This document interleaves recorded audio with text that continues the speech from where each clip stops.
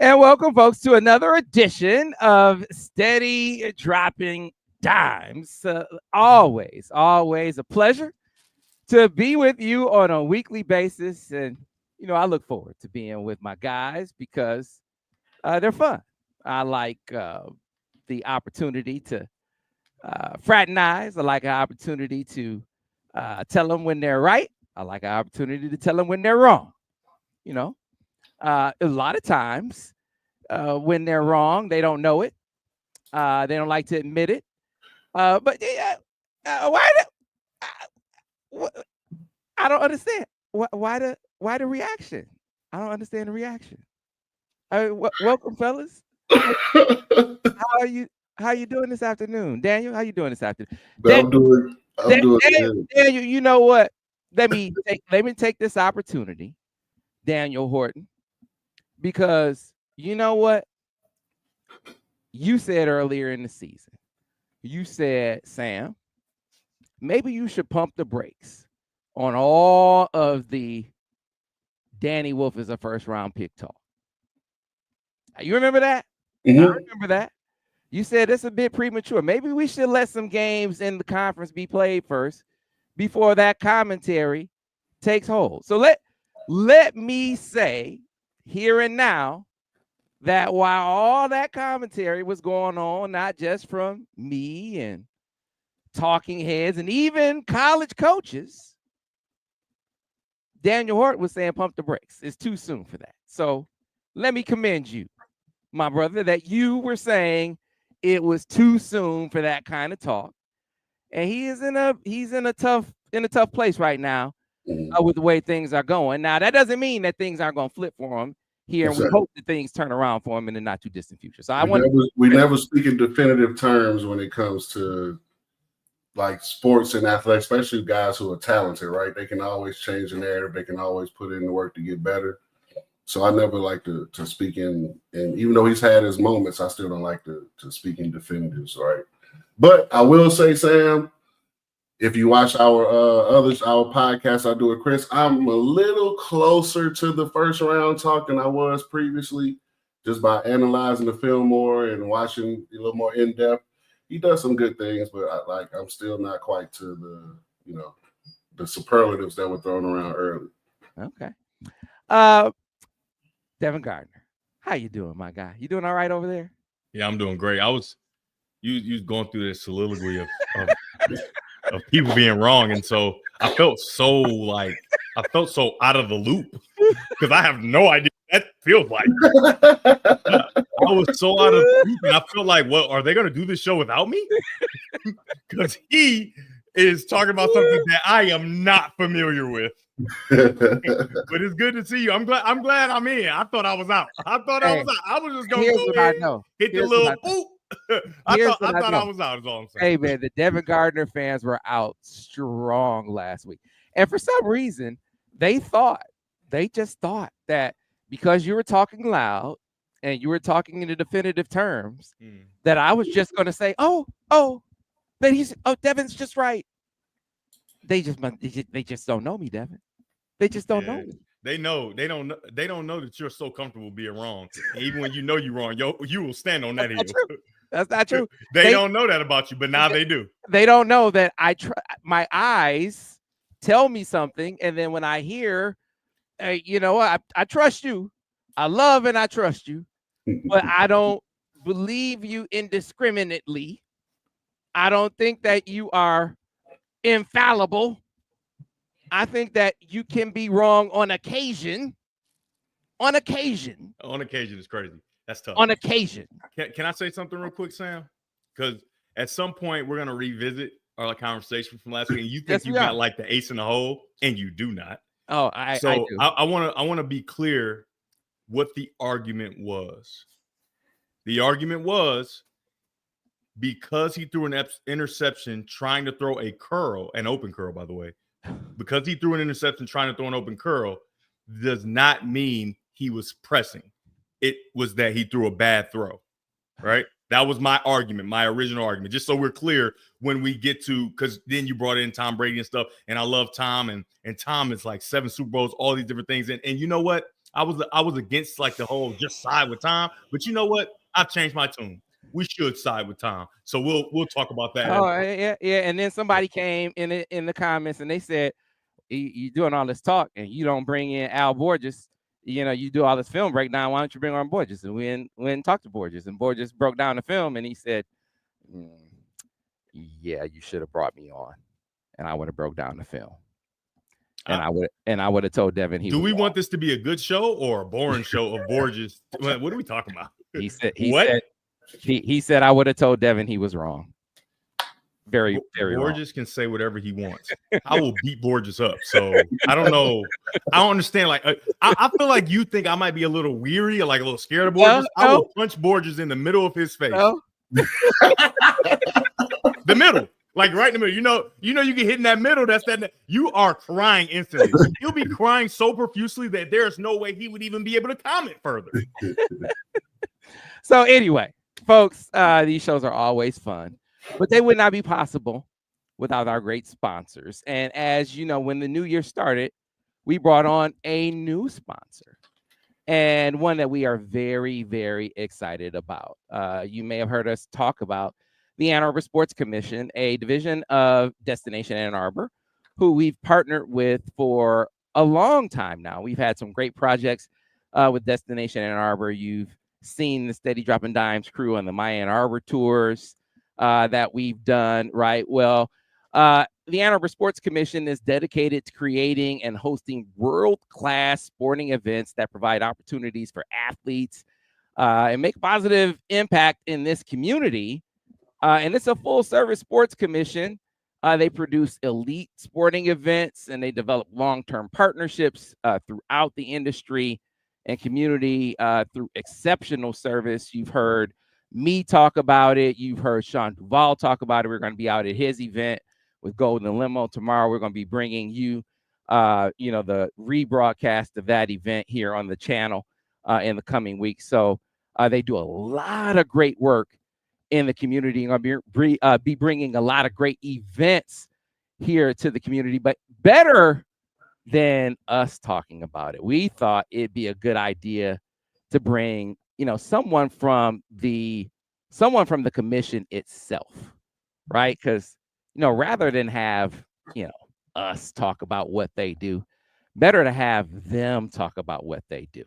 I said, hey, how about we go on over and get Meaghan Hughes to come in and tell us about the Ann Arbor Sports Commission. She is the director of the Ann Arbor Sports Commission. She's also going to be telling us about one of the events that they're going to be bringing to the area as well. And so, producer Ben, if you can bring Meaghan to the show.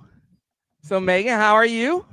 I'm good. I actually, I really enjoyed the intro of the show because I'm the first to always admit if I'm wrong, and am also one to kind of point out sometimes if other people are wrong. So at any point, if I get anything wrong, please do not hesitate to tell me.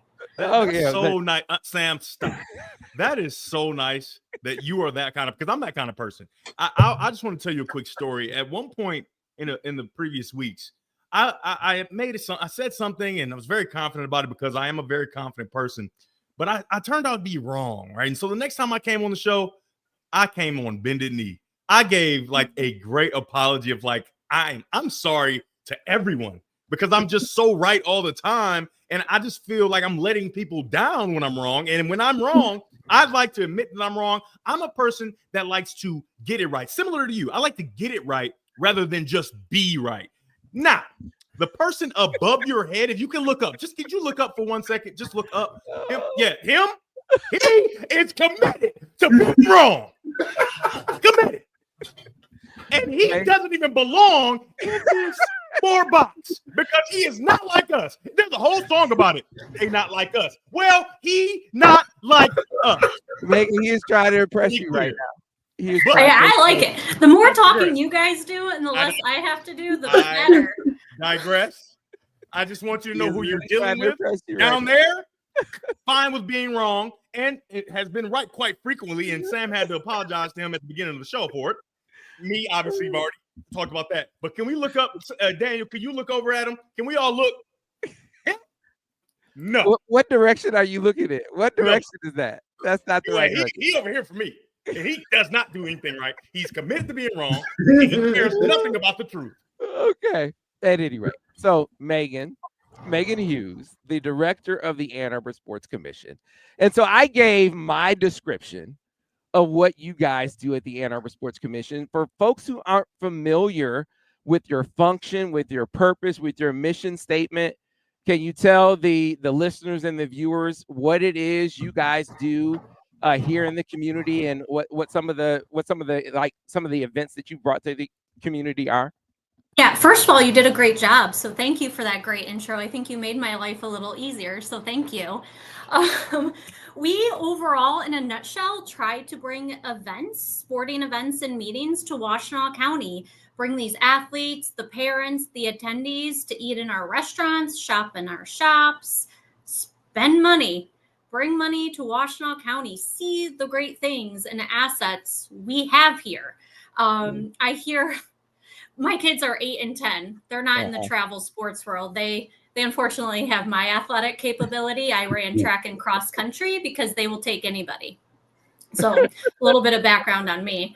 And so far it seems like my kids have the same athletic capability, which my husband is a little disappointed in so far. But when I talk to other parents and their kids are traveling to other towns for travel sports, they're so disappointed on the cities that they go to because there are these megaplexes, but there's nothing to do. Where in Washtenaw County, we have U of M, we have these great dining, we have these great shops. People know Ann Arbor. When I go to trade shows to try to market the Ann Arbor area, people are like, I want to come to Ann Arbor. I want to bring my volleyball competition of 500 teams to Ann Arbor. And I'm like, well, we don't have a convention center, but we'd love to have anybody we can fit into our facilities and highlight and showcase the great things we have in the Ann Arbor area. So for instance, like Daniel has like a travel team. He has an AAU program. So if they wanted to bring like an AAU tournament to Washtenaw County, would they contact you guys at the Ann Arbor Sports Commission? Is that how that would work? Yes. So one of the things I do is I go to trade shows, meet with people who are event right holders, who are looking for facilities and locations to host their events. And then I work with local teams, clubs, groups, the universities, because they want to partner and try to bring an event here or start an event here. So we can be an asset to local groups and individuals that want to create or grow an event. An instance is an example. I worked with the U of M club artistic swimming team on a bid to bring the USA Artistic Swimming, who were in the Olympics and did a great job in the Olympics this year. And we partnered to bid on the Collegiate Championships that will be coming to the Eastern Michigan University Natatorium in March. So with that relationship locally, we were able to partner together to bring together our assets, them helping with volunteers, us with our hotel, ensure it's a smooth running event, volunteers, operations, the relationships we have with the natatorium, and we were able to secure the event and bring it here. All right. So, you guys do so many great things, so many great initiatives. I mean, whether it's an event space, but, people are coming to town, and I know when there's a big, function, I mean, people are looking for information on where can I stay, not just where can I eat, but they want to know about hotel space. They want to know all that information. So would you be a resource for that kind of information as well? Absolutely. And on the Destination Ann Arbor website, that's linked to our website, AnnArborSports.org. This is my first podcast ever, so I'm practicing how I can do my best. I'm taking notes as I go and watching you guys and how I can be a little more interesting. But so go to AnnArborSports.org, and it's linked to the Destination Ann Arbor site, and you can see all of the hotels there. But if people are coming with teams, with groups, with special needs, you can reach out to me and I can help you find those block of rooms for teams, Okay. for larger events, and determine what hotels will best fit your needs. We just want to make sure that they stay in the Washtenaw County area. Okay. All right. So one of the things that we've been emphasizing is, I know you guys are one of the big points of emphasis here coming up, women and girls in sports. And you guys have a big event coming up. So can you tell us more about that? Yes. So a little background on how it got started is last year I was meeting with a professor at Concordia, and I was just wearing a shirt that said Women in Sports. She lived in Buffalo previously and said, "Oh, I've always wanted to host a Women in Sports event in the Ann Arbor area. There was one in Buffalo." I said, "Let's do it." Sometimes I can be a little just decide things on a whim and then move forward with it. So last year we hosted our first annual Women in Sports celebration in Washtenaw County. We couldn't have done it without the Kensington and the Even. They were our title sponsor and gave us the space. So thankful for them. They're doing it again. So it was all educational based last year. So this year we're celebrating the first and the second.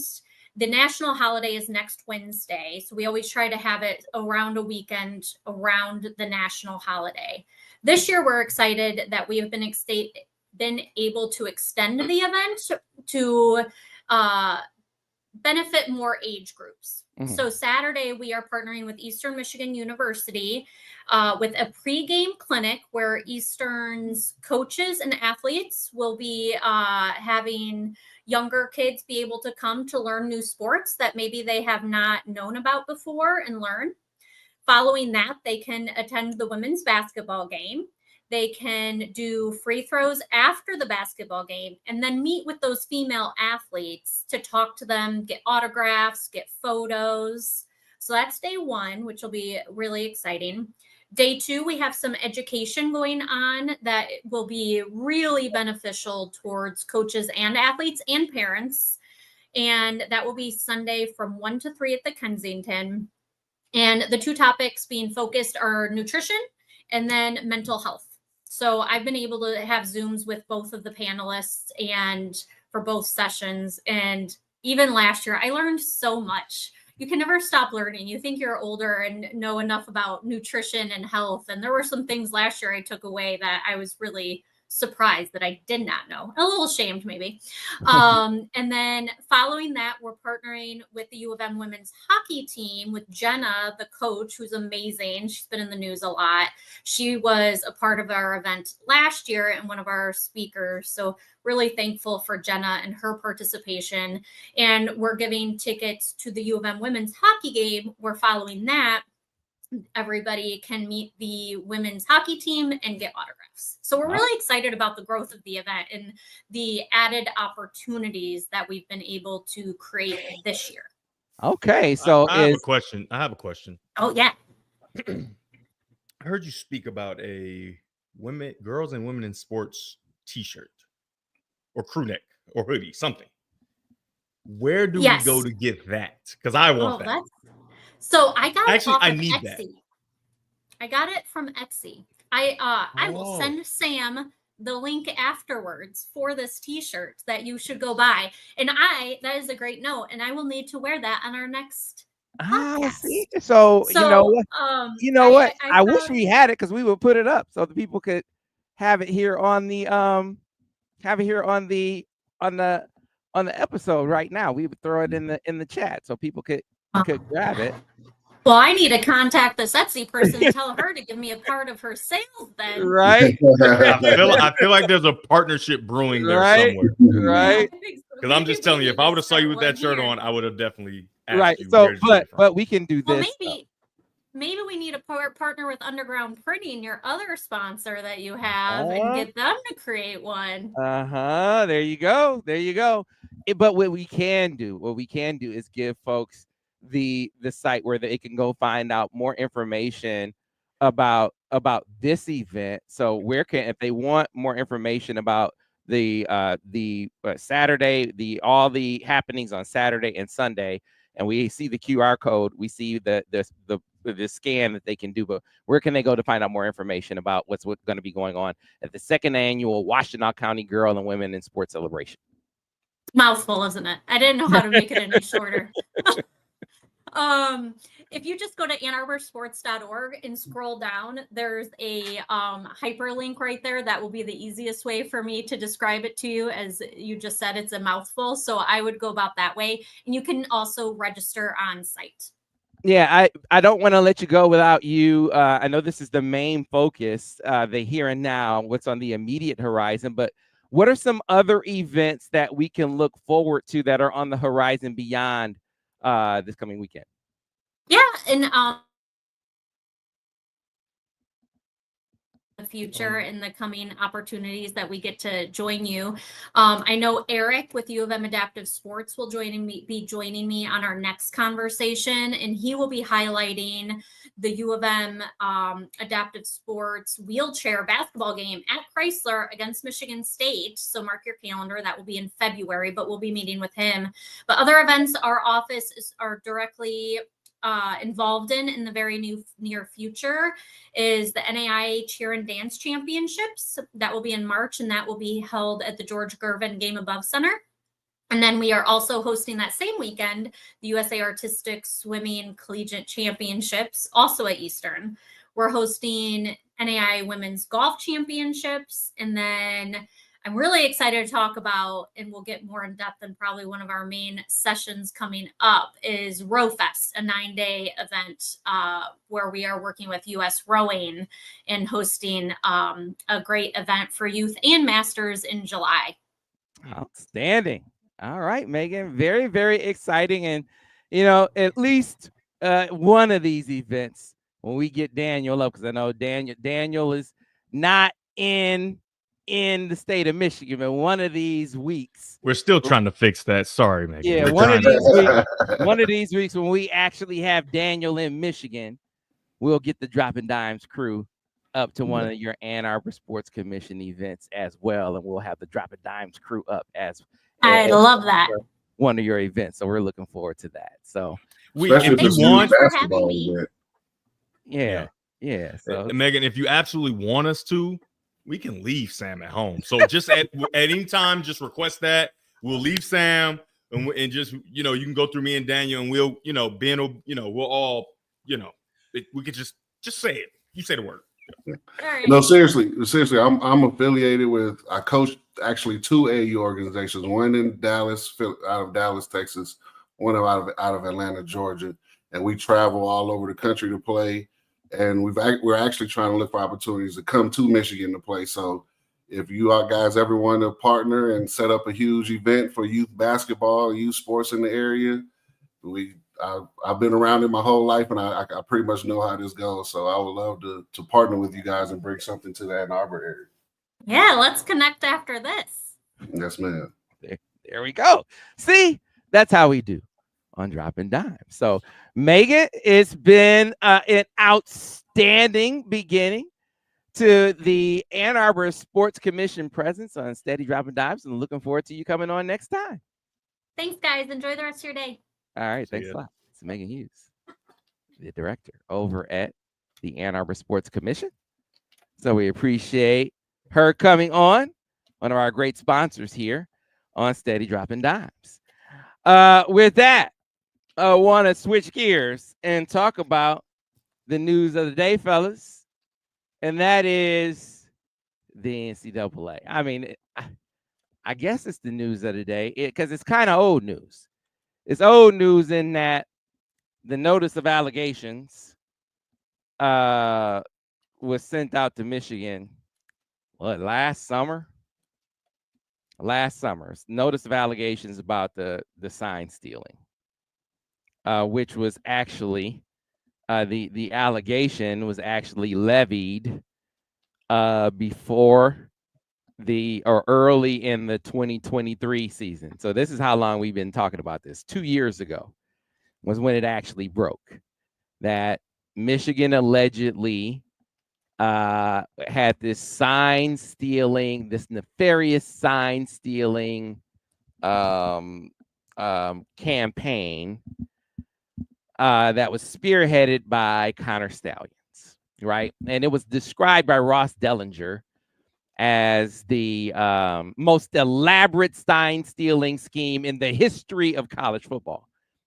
And I said, wow, the most elaborate sign stealing scheme in the history of college football. Well, you'd have to show me the other sign stealing schemes in college football. I mean, give me some context. Right. I'm not saying that it's not elaborate, because it clearly was elaborate, but how do we know that it's the most elaborate in college football history, right? I feel like this it's all about our guys weren't as diligent, so we're gonna punish you for having a guy that's more diligent. What? What are you talking about? What are you talking about?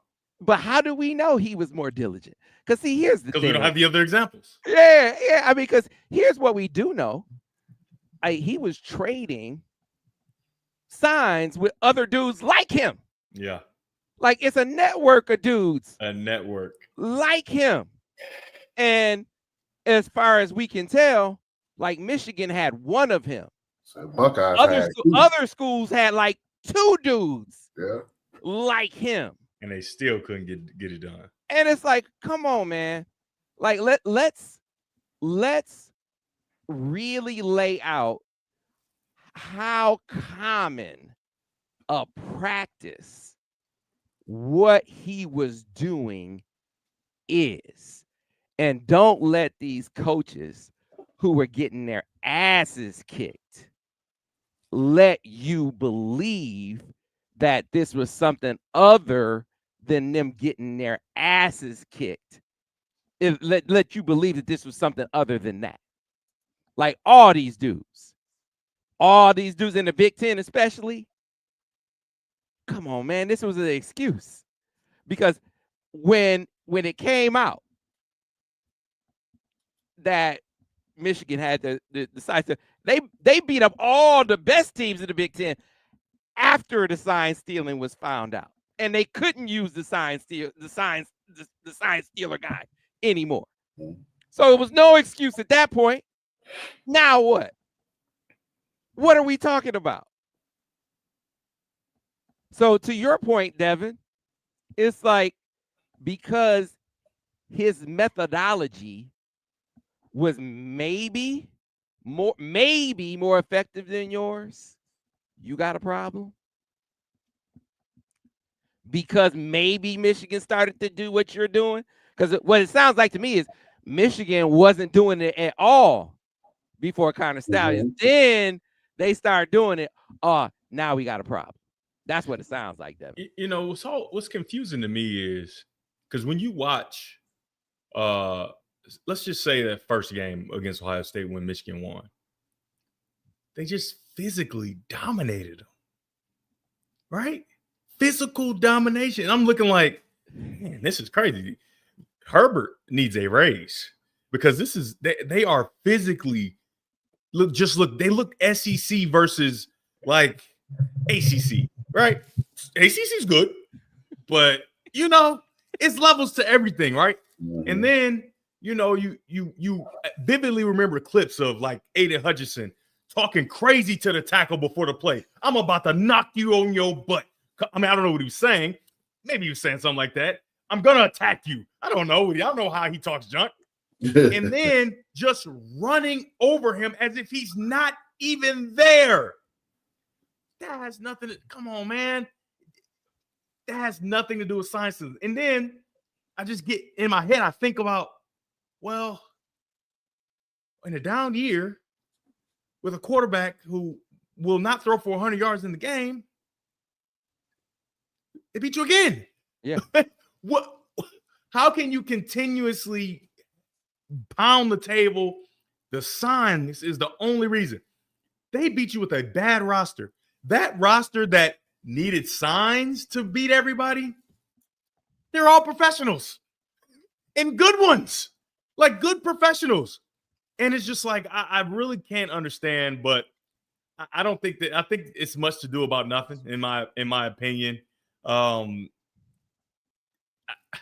It's laughable almost that they're continuously trying to we got to get something digging. Can we get something, anything? And it makes the NCAA look bad, in my opinion. It makes them look bad. I think it's past Ohio State looking bad. Okay, initially it was like, guys, what are you doing? And then the Penn State, all these other teams, they don't even look bad anymore. I think that they've kind of come to a understanding of, hey, we got our butts kicked. It is what it is, right? Once they didn't have the signs, they beat us. Penn State can say they beat us without running pass plays. It's over. We're not good. They're not still doing that. But the NCAA has this affinity to be right and their pride is in the way. I can't believe they got over on us and they've been getting on over. Arbor, we want to get him. He's gone. Can't get him. He is gone, living his best life in San Diego, or not San Diego, but LA. And they just have to find a way. This NCAA kind of reminds me of you, Sam, at some points. They just gotta find a way to be right. They're gonna find a way. And then the other thing that was interesting reading the stuff is the whistleblower, right? The person that at some point worked at Michigan or worked for Michigan or whatever. And they're the ones that kind of leaked or tried to get Michigan in trouble, right? So somebody that's disgruntled, right? You can narrow that thing down. You can find that person fairly quickly, I feel like, right? There are people that are fired, like, all these different things. You can put that into a small pool and you can figure out who that was. But it's kind of ridiculous in my opinion. And I don't think anything crazy will happen. I think it will just continue the litigation will just continue. And I think Michigan has the lawyer power and the money to fight this, especially since everybody's doing it in there and there was no real wrongdoing. Yeah. And they should be thanking Michigan because guess what? You can hide your signals now if you want. You got headsets in the helmet. So you're welcome. Hey, hold on real quick. It seems like everybody's not over it, Devin. Like you said earlier, that seems like they say, okay, we just got bugged. Sounds like that Illinois staff with Bielema and the coach that just got fired at Purdue seems like they won't let it go. Joseph, I hear what you're saying. All due respect, I mean, everybody with speeding doesn't get you out of a ticket if you get pulled over. I'm not saying it does. I don't like people like Joseph. Yeah, and so Joseph, that's not the point that I was making. I'm saying they start complaining when Michigan was doing it because they start getting their asses kicked and they didn't want Michigan doing it. So they started complaining about Michigan doing something that was legal. Yeah. They started complaining about Michigan doing something that was legal. Hey, Joseph. And so you just go on the lodge and you drive 55.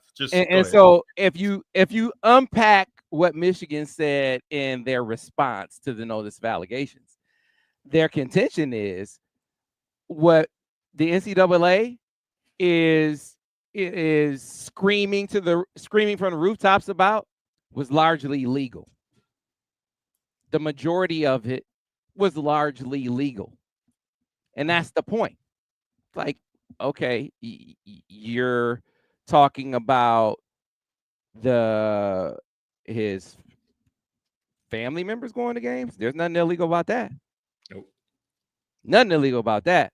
Nope. And where's your proof that there were ill-gotten gains from his family members going to games? Show them to me. You haven't produced any proof of that. Where is it? Because if you're you can't just say we think. You have to. We have a good idea. No, that's not how we holistically believe. That's not how this works. That don't work in the real world. That's there's a system in place where you have to prove things. You can't just you can't be 99% sure. That's not how it works when you're trying to levy punishments and different things like that. And if the courts are involved, you can't be 99.9% sure. You have to be 100% without a shadow of a doubt. And it seems like there's a lot of doubt. Right. And so, and the reason why it's important to talk about the nature of what he was doing and how prevalent it is because they're making it sound like this advantage that Michigan got was so far and away beyond what other teams would get. No, man, hell no. Because all of these teams, you realize in the Big Ten championship game, Purdue had Michigan size. I think it was from Rutgers and O State. You realize that, right? Michigan didn't complain, I don't think. Michigan did not complain. Teams were trading signs. And what Stallions was doing the same thing. He was getting signs from other sign stealer guys. This was part of the network of trade. They're trading. Sign stealer guys are trading. You know, there's TV copy, eye in the sky, all of that stuff. And then you got your sign stealer network guys who you're friends with. You know, he wasn't friends with the O State guy, but he might be friends with the Illinois guy. And another thing here, Sam, at what point is personal responsibility for your program going to come into play? And let me explain. What goofball has the same signs all year? Michigan State. That's a you problem. Michigan State. That's a you problem. You're lazy. You're lazy. You're incompetent. It was what it sounds like. You're going to use the same signs all year, and you're going to blame somebody for taking them?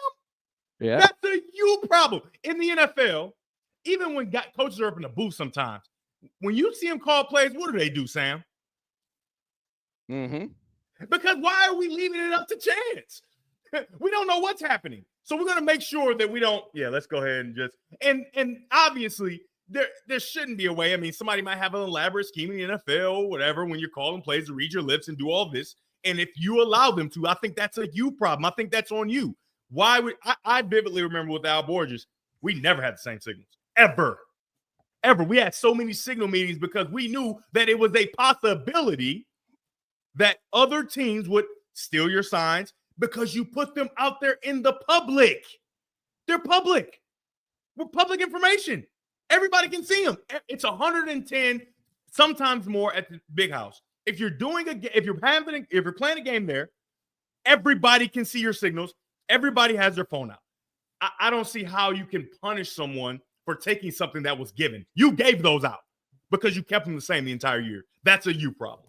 Mm-hmm. Hey, Sam, it just you get paid like 9 million, 10 million, 11 million, however much these coaches are getting paid, and you can't change the signals?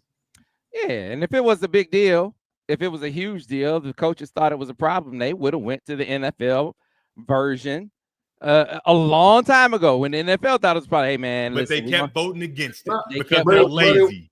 It wasn't a problem when Ohio State was calling perfectly timed crossing routes against Don Brown blitzes for 2 years. Hold on, Daniel. Hold on. He was playing that man-to-man. We can't even blame them on that. They probably did have the signals too, but he would not get out of that man-to-man. Don't bring up old scars. According to Buckeye logic, right? Michigan knew exactly what they were going to do, so it's easy for them. Well, y'all had Michigan, y'all had Don Brown signals, right? They did. Y'all knew exactly what he was going to do. So I ain't never seen so many 4-yard routes wide open. And it's like, how do you know exactly who to throw it to every single time? When you see these same quarterbacks go to the next level, they don't have the same success because you don't know what the other team's doing. Exactly. That's an interesting point that I just made. I don't know. No, but you're absolutely right though. Like, why do Ohio State quarterbacks have such an advantage in certain games? Right? Nobody else was able to figure out Don Brown and score 60 points on Michigan that whole year that whole time. But then you get in this game, now all of a sudden they having all the perfectly timed calls. Guys are running wide open, right? Then these, like you said, they get to the NFL. Now it's a little different. Excluding CJ Stroud, who you excluding CJ Stroud, you don't have all the pre-snap information and pre-snap help you're getting from signals to see all that sort of stuff. Like they won't talk about that. They just only mention and you know why everybody shut the hell up except Ohio State and Sparty in 23, because when Connor Stallions was around was when Michigan was playing bums. Connor Stallions was only around that year when they played bums. When Michigan was playing dudes, he was nowhere around. And frankly, at the end of the regular season, Jim Harbaugh wasn't even around. When they had to play Penn State and Ohio State, Harbaugh wasn't even around. And then Jim comes back. Now it's in the playoffs, and it's O State I mean, in the playoffs, and it's Bama and Washington. Mm-hmm. Like, man, they ran through teams. They ran through the gauntlet with no signs being stolen at all. Hey, do you have to have other teams for that? So what? Listen, we got a hurt quarterback. We got no signs steal a guy. We without our head coach for a good portion of these games. We ran it 32 straight times. We had to run it 32 straight times. A lot of straight times. That's a lot of straight times. So what? Yeah, there is no question that this is what Michigan is saying. There's no question. We just better. That's what Michigan just said. We just better than all y'all. It's clear that y'all just making excuses for getting your ass kicked. If you talk now, just making an excuse for getting your ass kicked. Especially O State, because it was just it was a lesson. It was a seminar in how to get your ass kicked. Because it was a different ways. Let me count the ways of getting your ass kicked. You can Double move, run it down your throat. Throw it over your head. Yeah. Can do it with a hurt quarterback without your head coach. Can do it without a quarterback another year. I mean, how didn't you get your ass kicked, Ohio State? Damn. Michigan invented ways to kick your ass. Damn. I mean, they looking for another way to whoop your ass. They running out of ways to whoop your ass. Ryan, y'all really should shut the hell up. Hey, at this point, Sam, we the old dudes on the sideline like, damn, y'all ain't gonna pick your hands up? You let them punch you in the face? Fight back. Damn. Like, man. So, at this point, now when you get to the NCAA, see, this how warped it is. So they start out this notice of allegations, talking about Sherrone Moore deleting his text message. Now you know how it is. Something happened. They investigating Connor Stallions. So Sherrone, hell, let me delete this dude from my phone. Right now, should he have deleted Sherrone? Should he have deleted Connor Stallions from his phone? No, obviously, when the investigation starts, you're not supposed to delete any evidence. We get that. So you put your text messages on delete after 30 days. Yeah, I hear you. You know the human response. You know the human response is, hell, I don't want no sign of this dude. I don't want none of that. Right? Let me get rid of all that. That's the human response. Yeah. But when you realize, hey man, you know what? This will come back to bite you. Yeah, you're saying, what do you have to hide? Well, I was trying to hide that I even know him. Yeah. I don't want. Hey man, I don't want no parts of that. You know what? Because you're thinking to yourself, hey man, I done been texting this dude for 2 years. I don't know what could it have been? Man, it might be something 2 years old. He might have said something incriminating. He might have said something to me. Let me just. I know I ain't do nothing, but he might have said something to me crazy. Let me go ahead and delete everything from him, right? And you delete it. Shouldn't have done that. So you recover the text yourself, right? Without any sort of recovering. They talk about this imaging. They got to do this imaging recovery, whatever they do, right? And they want you to know they had to do this imaging recovery, all this magnificent stuff they got to do to recover text messages. That's what I do for a living, Sam. Okay, which is okay. Hey man, I'm not disparaging what you do, Daniel. My point is, Michigan was turned the damn phone. They turned the phone and the text messages over. You didn't need to do all that, NCAA.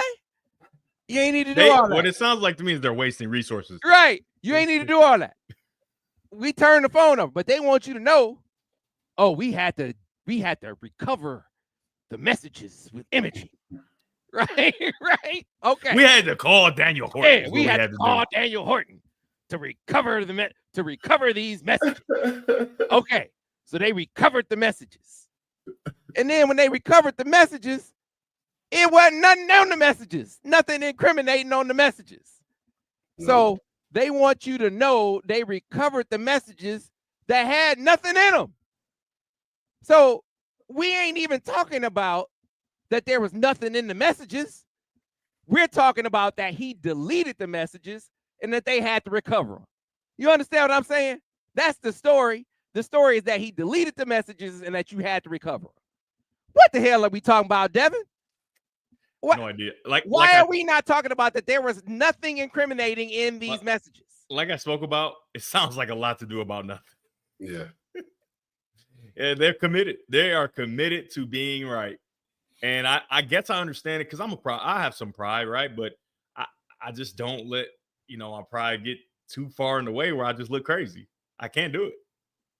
Can't do it. That's some ridiculous stuff, man. That's how they flip it. It's like you said, it's like we just want to make this be something more than it is. That's all. He deleted messages. Hell, I deleted a message from my wife. That's about the same relevance.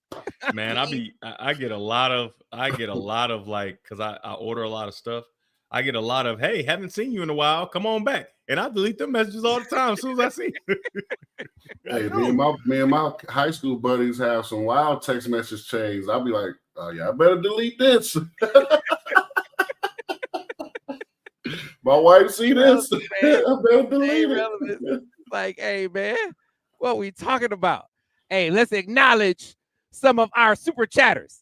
Man, Hey. Towns Health Service coming up big. Go Blue. Look at Towns Health Service up here. We appreciate your Towns. But Towns Health Service, can you? Because I feel like the whole 100 is for me. But can you like at least denote how much each person gets? I know mine's probably 50 at least, or maybe 75. Daniel get 25. I don't know for sure, but just so there's no argument when the money's being divvied out. Just let them know. Really, it was 75 for me, 25 for Daniel, and that's it. Third base investigators. Don't forget, Urban Meyer deleted his messages in the Zach Smith scandal, but nothing to see here. Yeah. Did they use imaging to recover those messages? Do we know? Digital forensics. Do we know if that happened? I just think the NCAA should stop. And for all the Michigan fans, I don't think you have much to worry about. I think everything will be okay. Well, I like the posture that Michigan is taking here. So Michigan has basically said, look, if y'all want to make this be a level 1 infractions case, guess what we ain't going to do? We aren't negotiating any kind of punishment. We'll see you in whatever battleground you want to fight on. If this is a battleground where it's a committee of infractions case, then we're going to do that. And if it winds up being some sort of penalty that we don't agree with, now this wasn't said explicitly, but I think it was implied in the tone of Michigan's response. You can guarantee, it's a virtual guarantee that Michigan will see them in court. Like, it wasn't said explicitly, but you know how Tennessee threatened the NCAA explicitly? There was an implied threat in Michigan's tone that if there is a penalty that is levied, a level 1 infractions penalty that is levied as a result of this ridiculously exaggerated case and charge, they will absolutely get sued. Because this is the other part.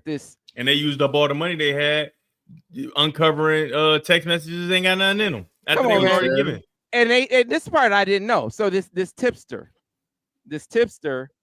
is anonymous, and according to Michigan's response, they said according to your own policy, you can't do that.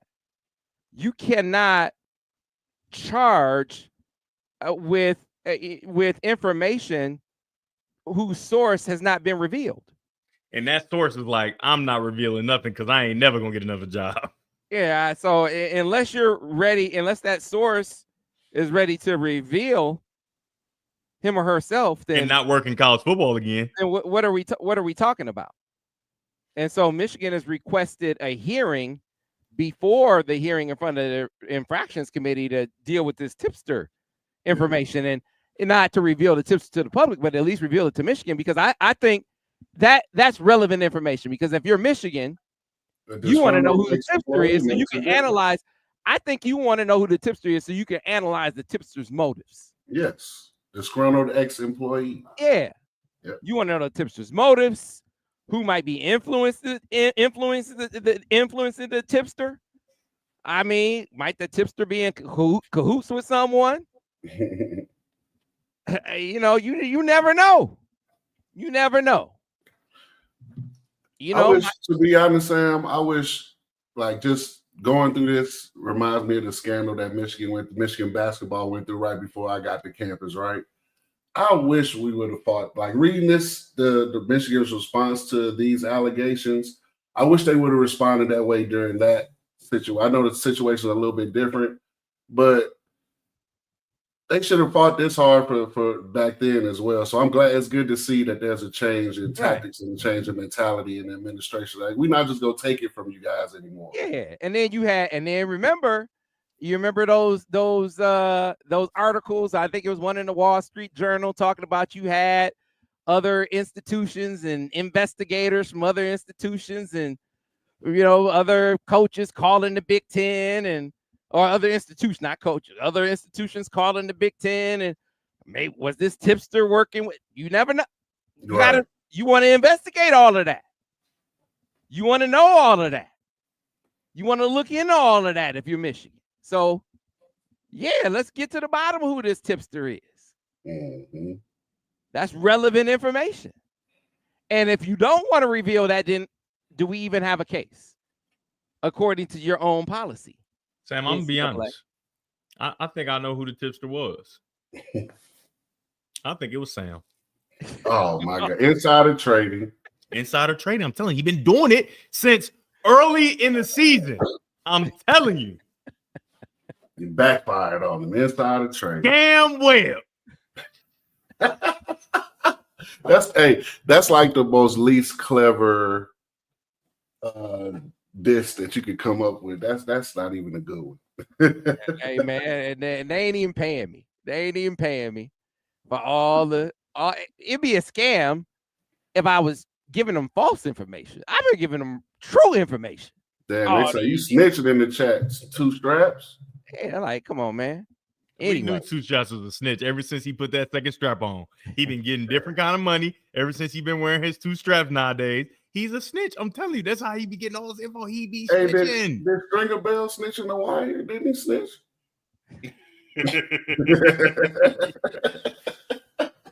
And they would be paying me. They would be paying me if that was the case. Why they didn't give me no money?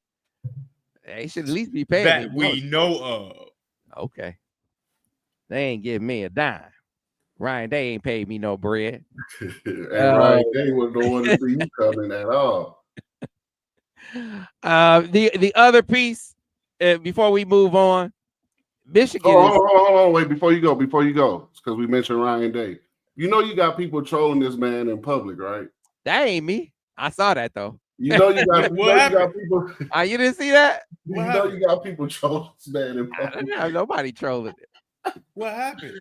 Hey, he's going into a restaurant and some guy stops him like, "Hey, take a picture with me, man." And he jump in the picture like behind the guy to take the selfie, and the guy goes 4-0 versus the Buckeyes, 4-0 against Ohio State, go blue. And Ryan basically walks off and goes into the restaurant. Hey man, I can't beat Michigan national championship. Hey, old boy Paul Feinbaum, I gotta give him credit. I was questioning Paul for a minute, but he said, "Hey man, the dude." So they spent $20 million on the roster. I'm supposed to be impressed.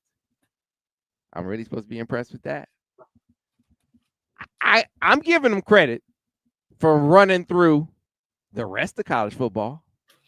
I give him credit for that. That is an accomplishment that you were able to, get up off the mat and, take care of the other business. That you was able to get it right after you got knocked out. That's cool. I truly believe that if Michigan doesn't beat them, they don't win the national championship. That might be the case. I think they should thank Michigan for waking them up, right? We woke up a sleeping giant, apparently. I think that they should thank them. because then, like I've talked about it before, if they beat Michigan, right? If Ohio State wins, they go play Oregon, right? And I think they probably beat Oregon, right? Dan Lanning, great coach, and most people would say they would choose him as the coach over Ryan Day. Well, the next time you have to play Oregon, they're going to have an idea of what they need to do, right? After playing 2 times, the last time they lose.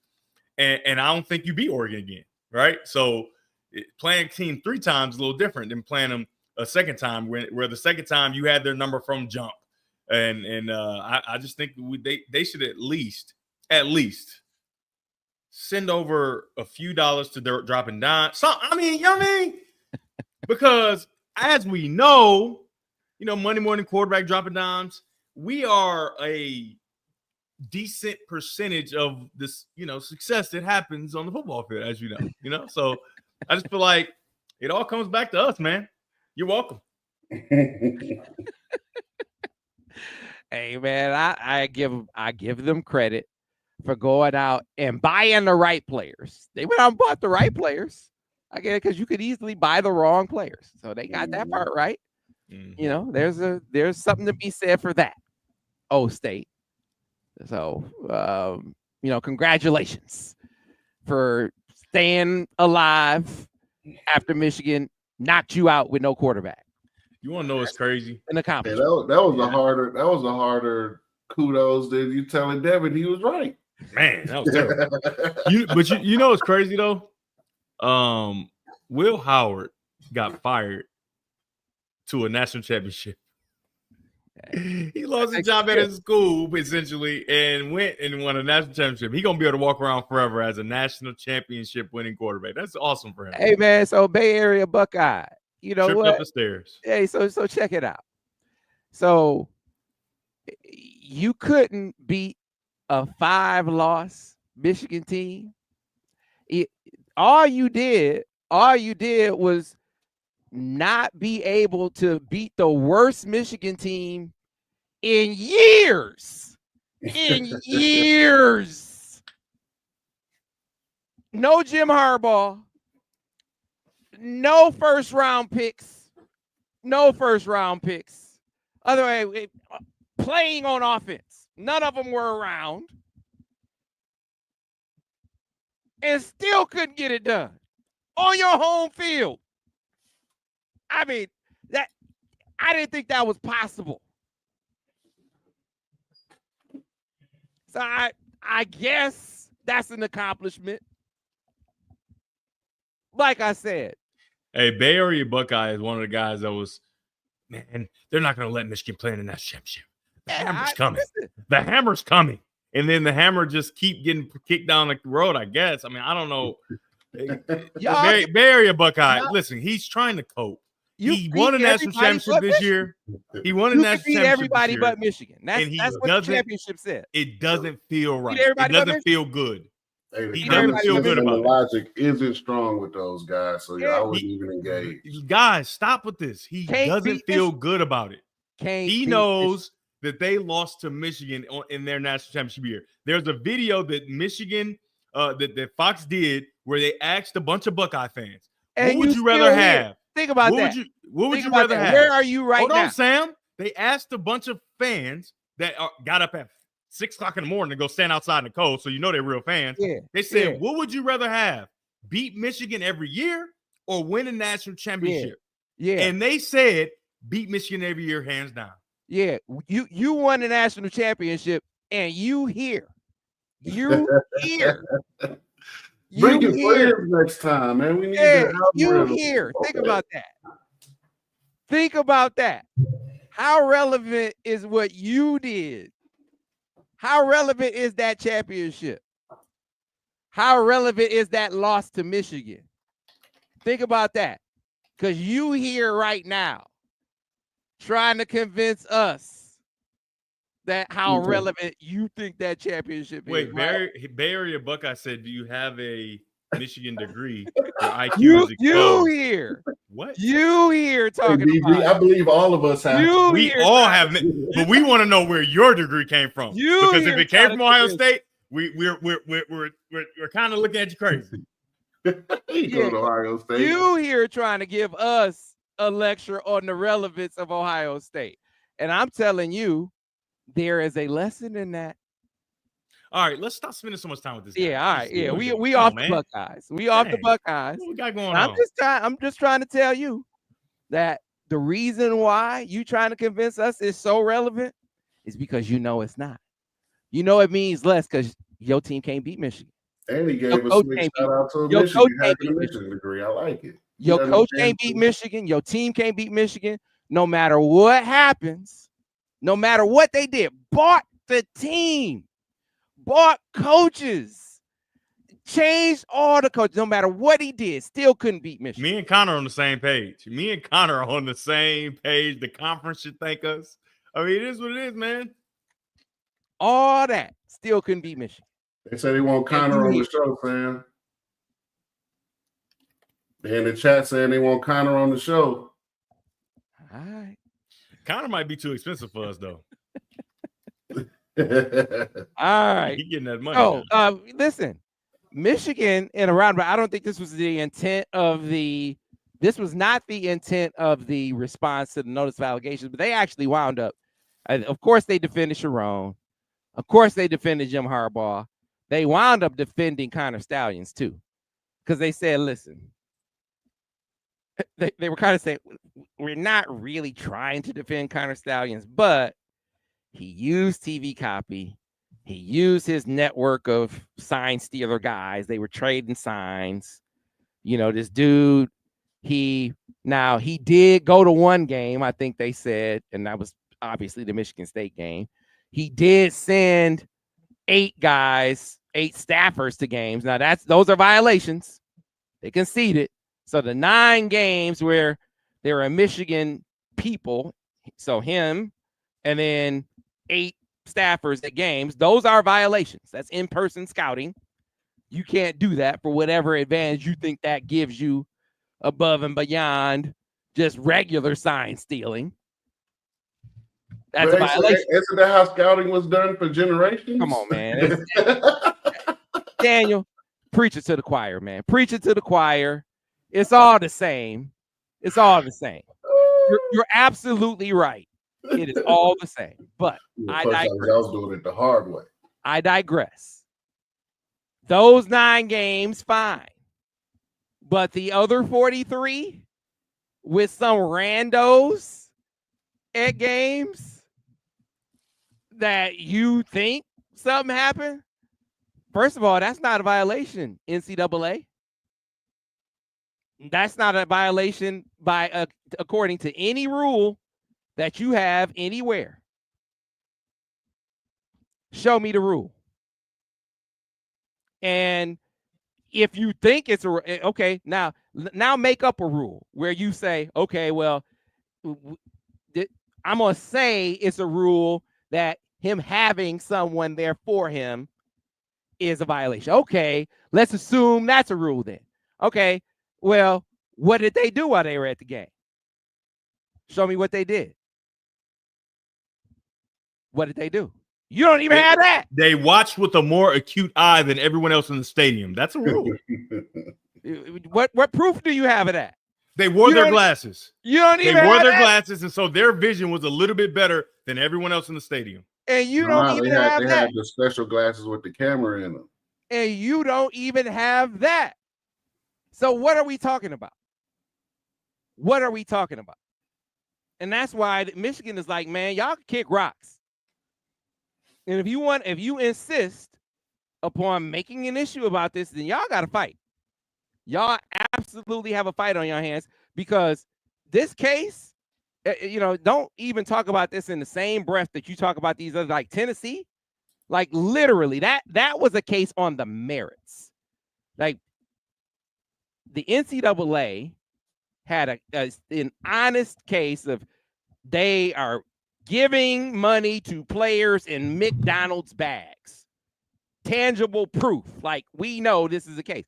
And Tennessee didn't fight that case on the merits. Tennessee said, look, if you decide you want to punish us, we're going to sue you because you're affecting the ability of these players who are here now to make money. They didn't say we didn't do it. They said, it happened, but you're affecting the ability of our program, the players in our program, to earn money. So because of that, we're going to sue you. So it was not about money. It wasn't about the merits. It was about overreach. Like, you don't have the power to limit us in this way. Michigan is arguing this on the merits. They're arguing it on the basis of overreach. They're arguing it on the basis of procedure. They're arguing it on every level. This is not even close. Not even close to what Tennessee had. This is over and beyond what Tennessee had. I said this the wrong way. Tennessee wasn't even close to what Michigan has here. Michigan is way over and beyond when it comes to what kind of case they have to fight the NCAA here. So before you go talking about, I'm not talking about you, Daniel. Before you go talking about what kind of risk this is, and this is the, just because you get caught, everyone speeds, doesn't mean that you're not speeding, Sam. I can't remember what that dude said. Hey, man, bro, this is not that. This, to me, not even a major violation. They're trying to make it one. And if they insist upon doing so, Michigan is right, finally, in my opinion, in the posture they are taking. You need to be prepared to battle this to the end. War. For absolute war. For absolute war. They want to make it a major infractions case. You battle them on their ground, and if they want to tilt that to their advantage and level a major penalty, now you got to take it off of their turf and take it to a court of law and say, okay, you want to make this be in unfair. You want to take it outside even your own policy and tilt it in your favor. Okay, now we're going to go to a court of law because now you aren't even exerting a fair and balanced measure to something. I mean, they aren't even using their own rules when you talk about the part about the tipster even. No, we're going to fight this. So, at any rate, fellas, I digress. I'm tired. Yeah, it's a bit exhausting. It seems like we're going in circles with this, like just this whole sign stealing scandal. I'm ready for it to come to a resolution, to be honest. Yeah. Yes, as I'm. But only the one that makes sense though, not some crazy witch hunt. Man, come on, man. Let's come to a sensible resolution and move on. Yep, I'm right there with you. We got some other things to dig into here. Before we do, hey, I'm not about to be riding on Golden. My wife is. Devin is. Devin's about to ride on Golden. Yes, he is. Devin's beautiful significant other, who I did not call out her name. Oh, you did. I did not. But she forgave you. He's making things up. That's what she said. She'll hit him with a chicken wing in person. I did not call her out of her name. She will be riding on Golden come tomorrow to the Golden Ticket Experience, the event that Sean Duvall and the folks at his great company put together. It is going to be an outstanding event featuring the Golden Limo ambassadors that he has for his great company. You're going to have, since I wasn't invited, Zeke Berry, Samaj Morgan, Devin Gardner will be in attendance. Al Borges will be in attendance. Several folks. Why you keep putting our names next to each other. Several folks. You can say other names in between ours. Stop putting ours right next to each other, man. Several folks in the community will be there because they know that when you ride on Golden, you are riding. When you talk about excellence, when you talk about safety, when you talk about getting there on time every time, that's what Golden has come to represent. Mm-hmm. Airport transport. I'm telling you, Golden is on their way right now. It's not till tomorrow, but they're going to be out here already. I'm telling you, man. Golden, they are prompt. They are safe. There's no question on whether I'm going to get there. Is this going to be the best route? Are we going to run into all the traffic when there was another option? That just doesn't happen on Golden. I'm telling you, they might be downstairs right now. I might need to just get dressed and go get ready to go. They're supposed to come and it's first class service. And I wish I would have known about it. They're the same age as me. I'm 33. Our greatness has been mirrored basically for 33 years. I mean, it's crazy. Yeah, it's one of those deals where, especially when I have to travel, carrying a lot of equipment, they make that process so easy because they're drivers. I think of when we had to travel, carrying a lot of our camera equipment, whether it was going. Yeah, them two straps ain't going to be able to do it all. Oh man, when we had to carry like big cases and everything, and they sent their drivers in all those big cases, and they show up 15 minutes early every time. So put all those big cases, loading them all up from the house. When we got to the airport, the same thing. When we landed at the airport, they moved all of them. When we landed at our destination, the same thing. The Golden treatment is unbelievable. The service, unbelievable. Both here in Southeast Michigan, wherever you land, across the country, even when you land in another country, both in same situation in both Rome and Paris. They're international partners. The Golden Network allows you to have that experience across the country and across the globe. That's why I say you don't have to just be in Southeast Michigan to ride on Golden. So we tell you, you can ride on Golden anywhere in the country. You just need to go to goldenlimo.com. Ben, please drop that track. If you have ground transportation needs, get to your destination on time, every time with Golden Limo. Ride like the Wolverines. Feel like a Wolverine when you ride with Golden Limo, the proud transportation partner for many of Michigan's sports teams and the primary transportation provider for Michigan Wolverines football. All you have to do to book your Golden ticket reservation is go to goldenlimo.com/golden ticket or call their team at 734-668-8282 and mention Golden Ticket to book your transportation reservations today. And so we're going to be at the Golden Ticket Experience tomorrow. What it's going to feature is a roundtable session first with Samaj and at least the program part of it. We have a roundtable session with Samaj and Zeke. So I'm going to host that part of it. I'm going to talk to them about obviously the season and then here in winter conditioning, and they've had an experience now with as the staff is come together. You got Chip Lindsey in there now. You got some of the early enrollees in. I'm sure they formed some impressions there. And so I'm gonna get a little scoop and a little take on that.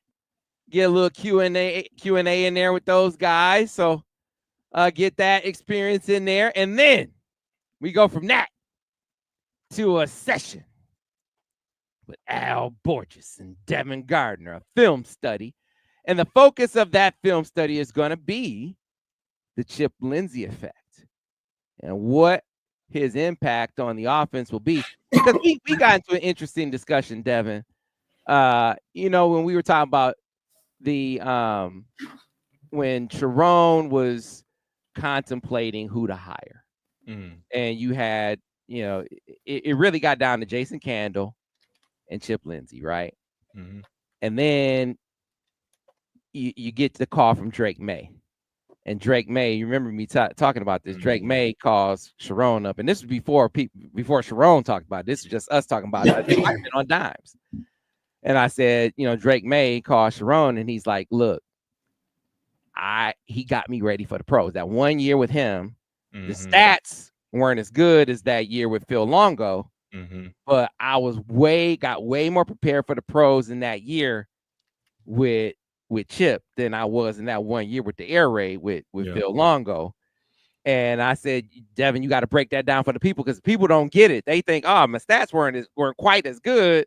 How could it be that I got more ready for the pros with Chip Lindsey, and they just couldn't get it. And this is one of the things that we're going to be able to break down about how it got him more ready in that year with Chip. Yeah, and the air raid system is a lot of trickery, speed, just find a way to trick them. Now, there's trick them in all of football, right? That's kind of the idea. You want to try to trick them, but when you're in the air raid and you don't really have the run checks, right? It's call it and run it for the most part, right? And when you say call and run, that means I call the play. There's no adjustment to the protection usually. There's no adjustment to the run. Which way are we going? And when you're in a more pro-style offense, you can get all the benefits of air raid, right? You can have those elements, but also you have those elements where you give your quarterback more control and the ability to help himself, right? From what I understand in the air raid system from all these, because, Big 12, I do a lot of Big 12 games. Virtually everybody is air raid. And doing the game, I mean, the coaches say that they have answers for blitz and hots and different things like that. But when you watch the game, you do the game, it feels like the quarterback's always surprised, right? It doesn't feel like he has those answers that they say that they have.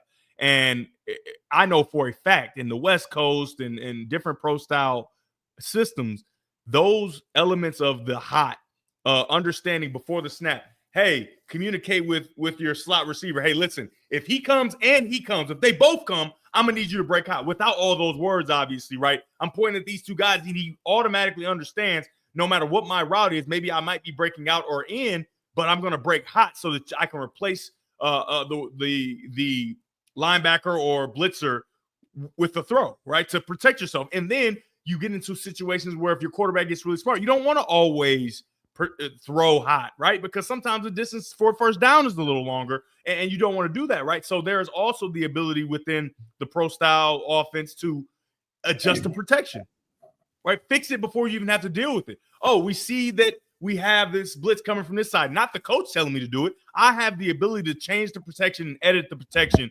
to help myself, and that's a win. That's a win for sure. And I prefer that kind of offense much, much more. And the thing is, for fans, it's like the stats, right? Can you win a Heisman pro style? Yeah. Will you have better stats to win a Heisman in the air raid? Most likely, right? Because you're throwing the ball every single play almost, right? Even your run plays are essentially extended handoff out throws to receivers. And so I just think it's much more conducive to the success of trying to go play at the next level, being a pro-style offense. Now, you can see that the NFL is adopting a lot of the air raid spread kind of concepts. However, they aren't becoming air raid. They're just adopting some of the concepts to help aid the transition for the young quarterbacks, right? And I think a perfect example is Cliff Kingsbury. He is air raid if there's ever been air raid. However, the way that he has called offense for Jaden Daniels in the NFL, Jaden Daniels has a lot of control at the line of scrimmage, right? And that's not something you see usually with air raid. And so you see the good that can come with being pro style, having answers for your quarterback, and him being able to protect himself rather than just call it, run it, and find out who's open and make it work. You know what I mean? So I'm very excited to see how this shakes out. And as much as I do not, and let me reiterate, do not enjoy sharing anything, a room, a dinner table, anything with Al Borges.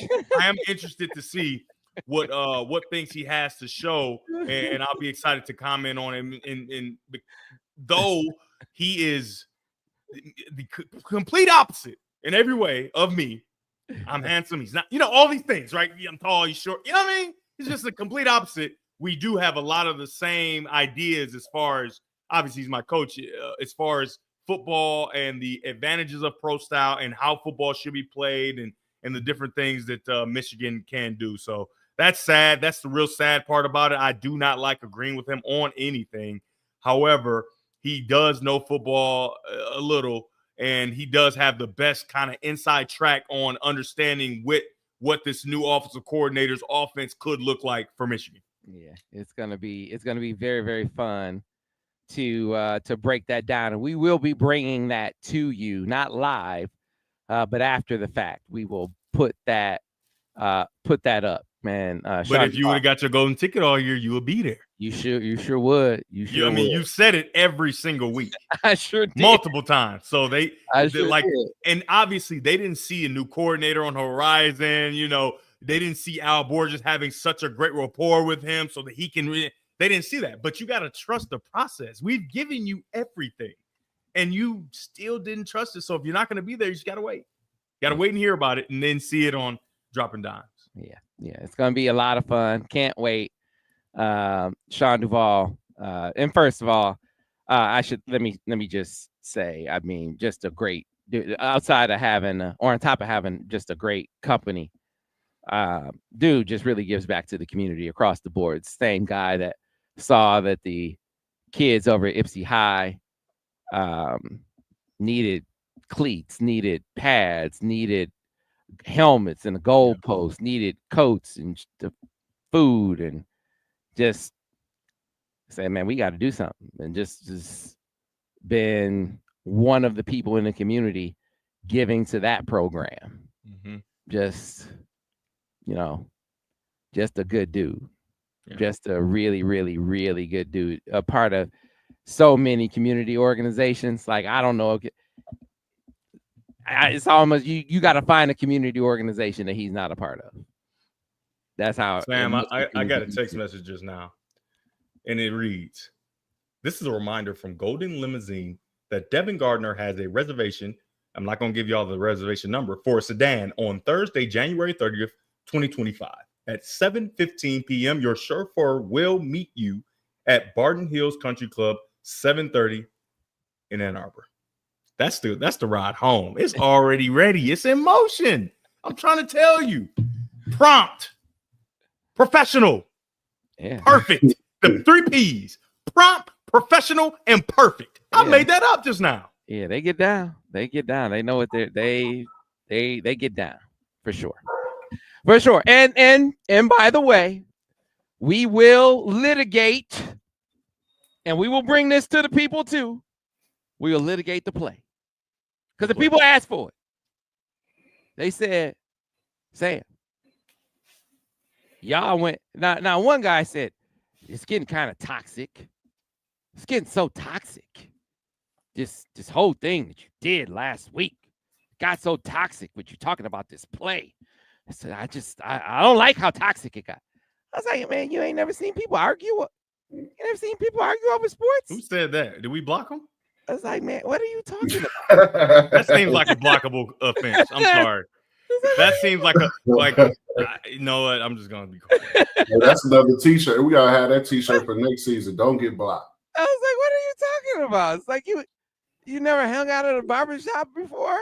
It's like, I hope. So let me tell you this. Y'all don't even know. Me and Sam do that when it's just me and him on the right.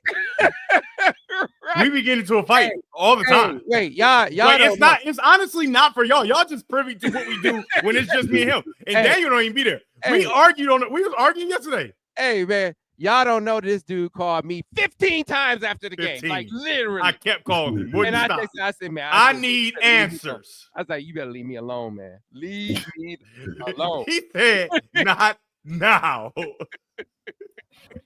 I didn't care. And then I called him again in the morning the next day. Yes, he did. And my wife said, you might as well just take it. You got to deal with it at some point. You have to deal with it at some point. Oh, you can't duck me, man. I will keep calling and keep calling. He can robo dial. It's like, this dude go keep calling. I said, man, I got to talk to you tomorrow. I know you ain't sleep. So you better text me or something. Hey, DG, I know we talk about the stuff we talk about. He internalizes. So like when we say stuff and I see it happen, I know I ain't gotta call him. I know he saw it. I need to call. Hey, I know it's sizzling in his spirit. I ain't gotta call it. I'm calling. I'm about to call Sam right now. I'm calling. And I don't care if you don't answer. I'm calling again. Shocked. I was like, what did we just see? What did we just watch? Did we just watch? It ain't that they lost. It's how they lost. Like, cause what? This happened? You got to be kidding me. Anyway. Hey, so here's a question for y'all. Can the Eagles win this? Can the Eagles win this? We can talk about it more next week because the Super Bowl is not being played this weekend. Sam, are we? Man, I got something else to talk about. We're not about to talk. Patrick Mahomes in the Super Bowl. I'm not about to play this game. So the play that Sam talked about earlier, I'm not arguing with Sam no more, by the way, guys, about this play. However, we had footage of the same coverage, the same route, except it was a little less open. And I wish I'm gonna send it to you, Daniel, so you just see it separately. But we can't show it because we monetizing and you got to pay the NFL. They're gonna take our video down. However, it's the same coverage, right? Same route, right? Just a curl, a normal route that you just throw when it's open, and it's less open. And so when Sam brought in Tom Brady, I was so confused, but he was just trying to be right, and we talked about that. So Tom Brady, like I spoke about, it's going fast. He's just doing it. The exact same play. Jane Daniels hits it on time with a good throw, where it should be, not 40 feet over his head. 2 fingertips from the. Remember you talked about Daniel. Dang, shouldn't he be able to get to that? Well, they can if you're not perfect, right? And so one defender, fingertip, right past his fingertip. Other defense, so it was cover 2. The corner almost hit it. The linebacker underneath, and then the linebacker inside almost got to it. Perfect throw, and Tom Brady goes, I call that a tight window throw. What an amazing job. 1 fingertip, 2 fingertip. It's almost intercepted, but it's great job. It's just, he even said these words. It's just a simple curl route. And I'm just like, did he listen to the show? And so I'm not arguing with Sam no more. I know why he brought it in. He didn't believe anything he was saying. I'm not done. He's trying to flip it into me arguing that the other route wasn't more open and that it's not a tight window throw. That's not my argument was, people. My argument was you're not pressing because you tried to throw a curl. Yeah. And he made it clear that he never said, Jane Daniels has just got to slow down. He's pressing even though he completed that. Didn't say that. He said, oh, what a great throw. It's a tight window throw. It's just a simple curl route and 1 fingertip, 2 fingertip. And Ben, if you could, I know you stand in the background. If you could you just put your camera on for 1 second and just give us a thumbs up and a head nod if I am telling the complete, I'm talking about no lies told, complete truth. Can we get you in just for a second, Ben? Just so the people know that this is not being made up. Okay. All right. And so now let me give you what we had, because someone came in the comments, not the guy who said this is just so toxic, and I did not like the direction that this thing was. This wasn't toxic, folks. I will fight Sam. So if you think me and him just exchanging words is toxic, wait till you see me punch him in the middle of his face. He keep talking crazy to me. So what another guy said was like, how could you guys go through all of that and you don't have the guy who you have breaking down film, Al Borges, look at the video? And I said, well, funny you should say that. I plan to do just that. Al Borges said, I'd be glad to look at the video. And you know him, he's going to look at the video. He said, I want to see the all 22, as a matter of fact. I want to see this video all the way around. And Al Borges dissected this video. You probably go look at the last 50 times they ran that same play. Hey, Sam, I got to ask you one question before you finish. Can I ask you this? Sure you can. Did you present it to him as, does this mean Jared Goff is pressing because he threw this? Or did you present it as, is this guy open? I presented it as, is this guy open? That's not the argument. That's not the argument. I'm sorry. I said, is he open? Because I think he was pressing when he threw this interception. Did you ask him? No. Did you ask him if he was pressing because he tried to throw this curl? I said I thought he was pressing when he threw this. Did he confirm, yeah, he's pressing, or did he say he could have thrown it to the check down? He said he should have thrown it to the check down. Did he say he's pressing because he didn't throw it to the check down? He said this was an ill-advised throw. He say he's pressing? Because that's my argument. He didn't use the word press. If he didn't use those words, then what are we talking about? I was right. Oh, Jesus Christ. He said you were wrong. He said you were wrong. Well, he's wrong. He said if I was wrong on a wrong premise, maybe, because you presented to him as if I think that he can't throw a check down that's more open. Okay, listen to me.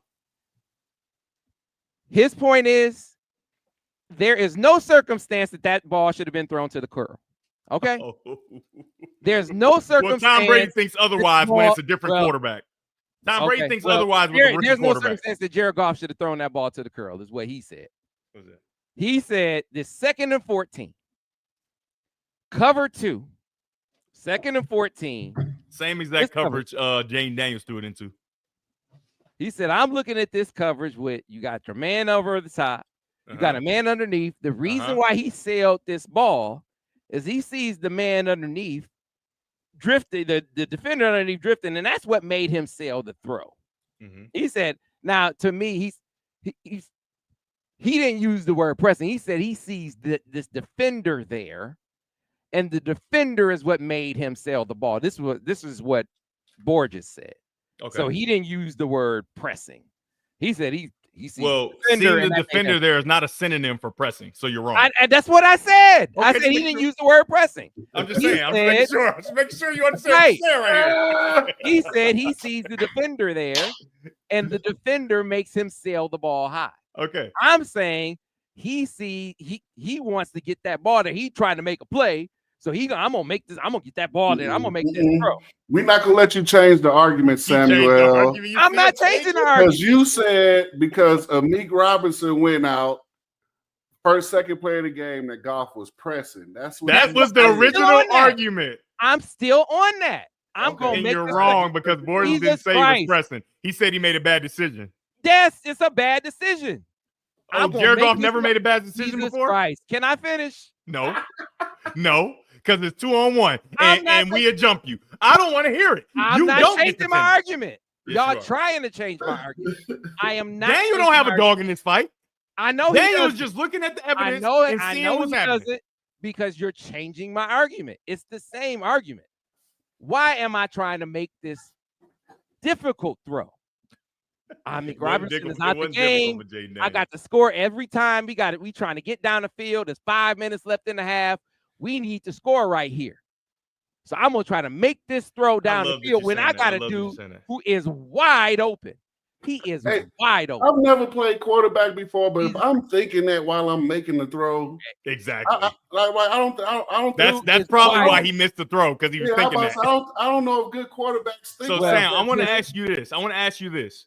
And answer it honestly for me because I know you watched the NFC Championship. What I'm thinking is, can I ask you one question? Can I ask you one question? You said let me finish. And can I ask you one question? I got to ask you. I don't want you to get too far away from this. I got to ask you because you talked about the pressure of the moment, all these different things. And he has to score because somebody's not stopping anybody. Jaden Daniels had a receiver fumble the ball after a drive where they were rolling, a kickoff returner fumble the ball, and they go down 2 scores, and then he makes this throw. And my question to you is, who is more like who? And not to mention the Eagles have a great running game where he may not get opportunities. Who's more under pressure to score every time? Is it Jaden Daniels, the rookie, or is it Jared Goff? What are we talking about? I'm just asking because I'm just want to know who do you think is under more pressure to score every time? More under pressure in the Lions game? No, is it Jaden Daniels in the Eagles game or is it Jared Goff versus the Commanders? Which guy? Because at the point where Jaden Daniels makes this tough close window throw, his teammates had already let him down. I would think that the rookie would feel more pressure. Period. 100%. He's not as experienced as Jared Goff. That was an anomaly. I just would not expect Jared Goff to have that kind of happening, that kind of circumstance based on what I've seen from him. That's why it was so shocking. Yeah, that's why it was so shocking for it to occur.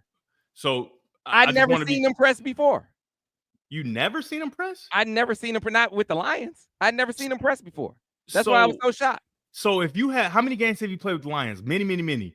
So the evidence says he's never pressed to this point. Right. And you're going to take one instance and you're going to forget everything else. And then you're just going to call it pressing? Yes, that's what I'm saying. That's why it was so shocking. So he's never pressed and he just all of a sudden pressed this time. So you're saying that someone can't do something totally out of character ever? They can't have a bad day where they do something out of character. Man, this is not like you to ever do something that you don't normally do. Yeah, if you start taking responsibility and not trying to be right, I'm gonna be thinking like that. Man, this is not something you ordinarily do. I mean, you don't ordinarily, just doesn't ordinarily do that. And this was one of those circumstances where he just had a bad day. Yeah. But in this circumstance, like I said, to get back to my point, Borges said, hey, man, 2nd and 14, cover 2, defender over the top, defender underneath, drifting into his path. The dude sailed the throw. He said, under no circumstance should he have thrown that ball. He said this was an ill-advised throw. He said Sam Laporta is wide open. That's where the ball should absolutely go. Period. End of discussion.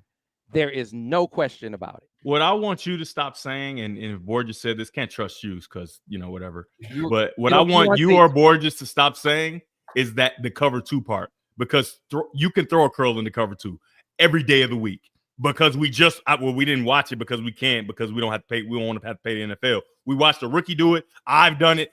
Borges has applauded me for doing it. I'm just telling you, I've thrown so many curls, H2 slow X curl versus cover 2 to Jeremy Gallon. I don't know what to do. And Borges say, let's roll. So with that being said, I'm done arguing. And I know you presented the Borges wrong. And Borges has an affinity for just wanting to disagree with me a lot of times, no matter how right I am and whatever. So that can't be trusted. I'm just going to go ahead and let the people, decide. Let the jury to our right on the comments, and let them decide. They have already decided, actually. But you keep presenting. We got Ben in the background, right? Ben has made it clear. I mean, we going to Borges will be able to make his own case. He'll be able to make his own case tomorrow. We'll put it on video. We'll let the people go decide between y'all two. I'm bringing boxing gloves. I'm tired of making crazy. I'm tired of making other people's points, because last week it was Tom Brady. And then he played you the next week. He played you. And then this week is Al Borges. And so Sam, tomorrow Tom played you like a fiddle. Okay. The very next week, he saw the same exact route and the same exact coverage, and he applauded the quarterback for the good throw. He played himself, because he's the one that said, Jared Goff got greedy. But you being ridiculous. I told you, he's announcing a game and it's all going fast. He don't have time to dwell and try to rewatch it 50,000 times. He's like, hey, I found an open guy. Jared Goff should have threw it to the open guy right here. Okay, so why when Borges watched the same commentary you did, you're looking at it and you saying, oh no, he looking at that and that's what he just saying that because he watching it in the moment. But Borges watched it. I never once said he couldn't throw to Laporta. I said you don't turn down open guys. That's not, and Borges watched that and said, no. Tom's absolutely right. I don't know if you heard I don't know if you heard what I said before I just said that. I said Borges has an affinity for always trying to disagree with me. What are you talking about? Duh! You presented what I thought. If you would have said, man, Devin said he shouldn't have threw this, he probably been like, no, you got to throw an open guy. Okay. Okay. He loves it. He loves to disagree with me for no reason. We shall see. Especially if there's some ambiguity in it, right? Where it could go either way, which this is one of those things where, hey, if he throws a better throw, nobody will ever talk about it and it'll be a completed curl. But since he didn't, he threw it over his head, you have an in-between, like which one is it? It could be both. But that's when he has an opportunity. He has a real opportunity to just disagree. It's crazy. Okay. All right. It's going to be fun. It's going to be fun tomorrow. For me? No, it's okay. It's going to be fun. Okay. I can't wait. Say okay like I won't punch that man in his face. I will have a popcorn. I don't know if they're going to even have popcorn there. They probably don't serve popcorn at Barton Hills. But whatever. I love you and Borges football. If Borges tell me I'm wrong, I'm punching him in the face. So y'all better be there for that. All right. I did want to give Daniel the floor because he and Chris Hunter have been doing some film study, and we're going to be putting some of their film study on the channel for you guys to look at as they break down some Michigan basketball. And so I think it'll be very enlightening as we add that to our repertoire here. So why don't you tell folks a little bit about what you have been seeing from Michigan basketball of late, Daniel? It's been the competition has picked up, right? The last 4 or 5 games in conference, as we anticipated this time of year, the games always get a lot tougher. They get a lot more closely contested, right? Especially with the roster we have and some of these other teams we'll face. Like I predicted at the beginning of the season, they'll have a lot of 1-2 possession ball games, and what will determine if they make the tournament, which they've done up to this point, is how many of those games can they pull out, right?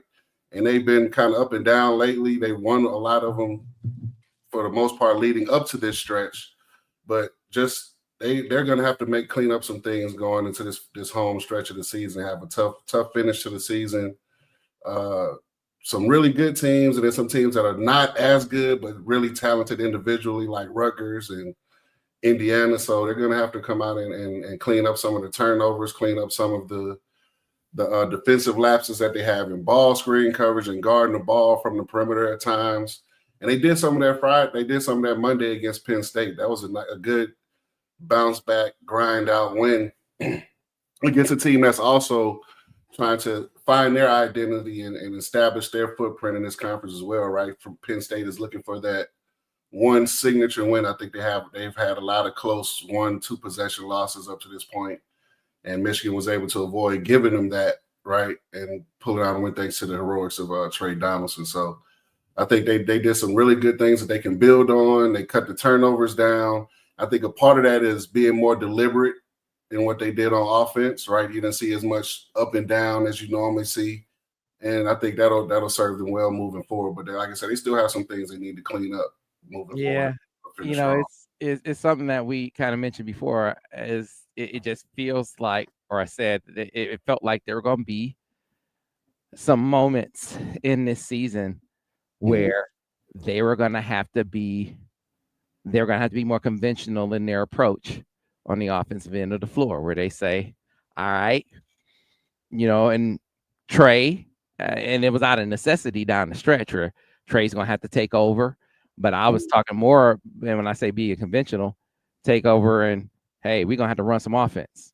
Yeah. We're going to have to get into some sets and let's do it like teams do it. So, and what do we organize? Yeah, let's organize. What do we have now? What can we lean on? And it was going to be more difficult with Vlad under the weather. Now what do we have? We don't have a big fella to dump it down too. So there's a question for you, Daniel. If not Vlad, now what do they look like? Now, if Vlad isn't able to recover quickly, I don't know if he has some sort of sickness or ailment, or if he's nursing physical injuries, or both, right? But if he's not able to recover quickly, I think they do have something they can pivot to. Like if you watch the games or watch the tape, they get a lot of good actions with Danny Wolf at the 5, right? When he's the screener and he's either popping. I know you advocated for him to shoot more threes, and his first 2 baskets of the game the other night were threes, right? He came off a screen the second possession of the game and off a side out of bounds and hit a 3. And in his next bucket, he set the screen for Trey and pick and popped and got a wide open 3 as well. Also, 2 of the baskets at the end of the game, he was the screener for Trey to get downhill. When he's a screener, his man is not going to help as much as he would if it was Vlad, right? He's going to stick to him because he's scared that Danny's going to pop and hit the 3 like he did earlier. So now that allows Trey more room to get downhill like he did early in the game. I think that was a good adjustment by Dusty with Vlad being a bit under the weather, to put Danny as the 5-man ball screener. Now he's attacking closeouts. He can still put the ball on the floor and make plays, but he's doing it against a guy that's, coming from a long closeout instead of him having the ball dancing. So I think that's something they can go to here down the stretch that'll be pretty effective for him. So about Danny, and you touched on this earlier in the show. And I want to kind of come back around in closing, touching on the earlier point and talking about earlier point in the season, where you were saying y'all need to slow down on he's a first rounder. Yeah. Talk. Now he is in a slump, so let's also not go to the other overdo it and say that he's not that guy. He could just be in a slump. Yeah. Either way, you do have to figure out how to get him going again. So are there some things that you think they could be doing with him to get him into a flow, to get him going offensively? Like, what are some things you'd like to see them do with Danny at this point? Well, first of all, Sam, I think that's a big misconception. He has to get himself into a flow. right? The coach can call plays for you, or they can do certain things to try to help you. But at the end of the day, if your approach and your mental and your level of aggressiveness and physicality in this conference is not to a certain level, you're not going to get going. You have to get yourself going. And I think he played better last game because he started his first big play of the game was not the 3-pointer. He blocked the shot. Right, he was active on the perimeter, help, got back, and he was able to challenge a shot and block a kid's shot defensively. That was one of his first actions of the game, and that just showed me his attitude. Like when I watch a guy close out and he's active and aggressive, and he makes another effort, like he gave multiple efforts in certain situations that show, like, okay, I'm locked in tonight. When you give yourself to the team like that, good things normally happen for you, right? And I think for him, he's talented enough, like I said before early in the season, and if he loses himself into the team and kind of the physical aspects of this game and playing in this conference, he'll, get everything that he wants out of it because he is skilled, he is talented, he does have size and an adequate athleticism. He has to work on the being more dominant in the physical aspect, especially in this conference. So I think moving forward, if he approaches it the right way, no matter what they call for him, right? A little less dancing, a little more downhill, put my shoulders on people, put my body on people, more aggressive in the mid post.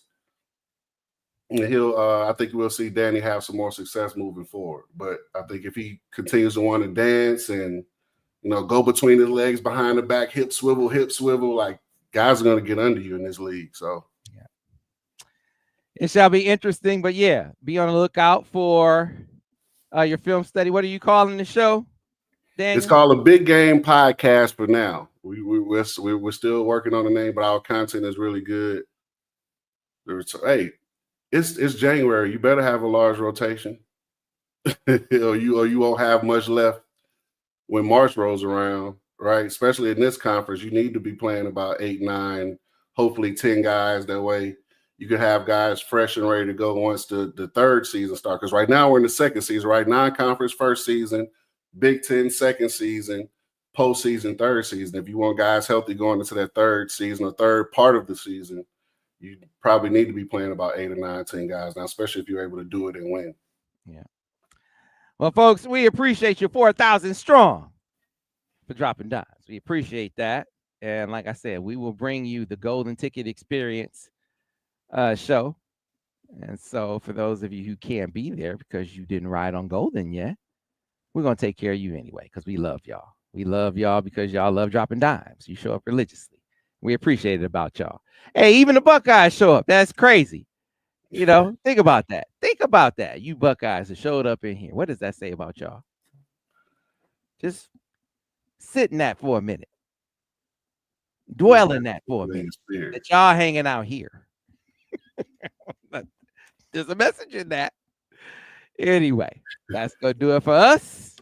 We'll see y'all on the next edition of Steady Droppin Dimes. Yes, sir.